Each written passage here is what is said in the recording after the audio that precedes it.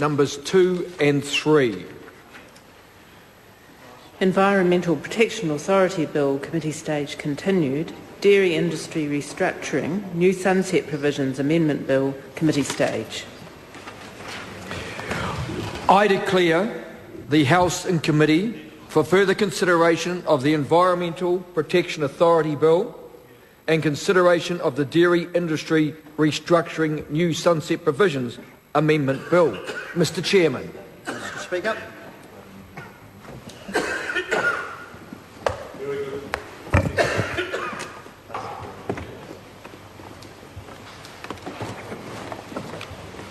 Members, the House and Committee for further consideration on the Environmental Protection Authority Bill and consideration on the Dairy Industry Restructuring New Sunset Provisions Amendment Bill. Members, we move first to the Environmental Protection Authority Bill, and when we last considered this bill, debate on Part 2 was in progress, and David Clendon has the call and has 2 minutes and 3 seconds remaining if he so wishes. I call Charles Chauvel. Mr. Chairman, in my contribution on this part, I would like to deal with the question of the independence of the Environmental Protection Authority. Sir, in an earlier contribution I noted that there were 3 types of Crown entity recognised by the Crown Entities Act. There's Crown agents. Now they just give effect to government policy. They are the closest type of body to the Crown that you can get without having a government department. The next layer of the onion out from the executive is an autonomous Crown entity. Now, these must have regard to government policy, but are not required to directly implement it. And then finally, the last layer of the onion, if you like, is the independent Crown entity. These are independent of government policy, and the Minister must not give them directions unless he's authorised to do so by another Act. Now, Sir, if you have a look at Clause 7 of this bill, the clear intent is to set the Environmental Protection Authority up as a Crown entity, and the way in which the provisions interact make it quite clear, and I hope the Minister will be able to speak to this and to confirm it, that the government's intent is that it should be a Crown agent. That is, the closest type of Crown entity that is able to be brought within the powers of the Minister. Still has a board, so it's not a department, but it is amenable to ministerial direction. One of the concerns, Mr. Chair, that was expressed by a number of submitters in the Select Committee was that this meant that the Environmental Protection Authority would be too close to the Crown. It would not be able to function with appropriate independence, and that it would be much better to constitute the authority from the start as an autonomous Crown entity. This would mean that the authority would act independently of the Minister, and it would be clearly one that the public could have confidence in, because it wasn't one that would have to do what the Minister told it on any particular occasion. Now, Sir, Supplementary Order Paper number 242 in my name would make it clear that the authority was to function as an autonomous Crown entity in terms of the submissions that I've referred to, because we were persuaded, Labor members were persuaded on the committee by the force of those submissions. If one has a look at the way in which the authority will initially function, the majority of the decisions that will have to be taken by the Environmental Protection Authority will be those that it inherits from IRMA, the Environmental Risk Management Authority, which is currently constituted under the Hazardous Substances and New Organisms Act. Now, Sir, at the moment, IRMA is an autonomous Crown entity. So what we're doing, if we adopt the Minister's approach, is we're actually moving a key function of the Environmental Protection Authority, which is currently autonomous, much closer to ministerial direction and control. And if one thinks about the nature of this power, which is being responsible for dealing with applications around hazardous substances and new organisms, then the folly of this becomes immediately apparent. Why on earth would we disturb the wisdom of a previous parliament which said these types of applications around genetically modified material, for example, must be dealt with on a completely independent basis of ministers. They mustn't be anywhere near ministerial direction or control. And yet, we are constituting an authority where the minister would have serious powers of control and direction over the entity.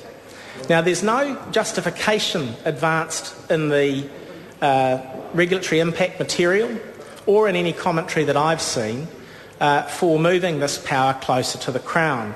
And I do think it would be helpful to hear from the Minister as to why he feels it's necessary to compromise what was the authority of IRMA, the previous Environment Risk Management Authority, by actually moving that power closer to ministerial direction, Mr Chairman. Joel Chevelle. Thank you, Mr Chairman, because as I've tried to explain in my contribution, that is and would be a serious change. Now, if the Minister does take a call, I apprehend that he would point to Section 17 of the Hazardous Substances and New Organisms Act, because that's a provision that would expressly prevent him from making a direction to the Board on its key decision-making functions under Parts 5 and 6A of the Hazardous Substances and New Organisms Act. And it may well be that Clause 78 of this bill provides a similar protection in respect of the Environment Protection Authority's decision-making under the Resource Management Act, because that clause would expressly prevent the Minister from making a direction to the Board in respect of certificates of compliance. Now, if that is the case, then I accept, as do members on this side, that there is a degree of protection in respect of some key powers of direction. But that's not really the point. The point is that when a new public entity is created, the overall scheme of the legislation is what sets the tone for its operation.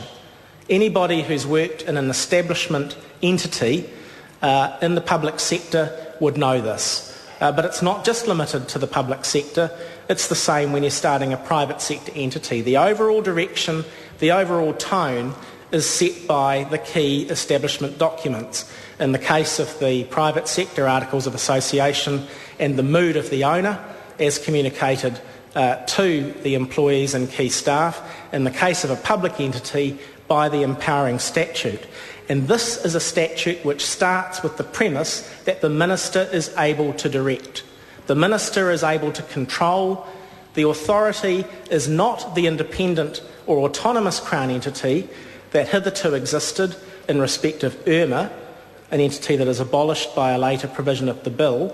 This is something that is closer to the Crown.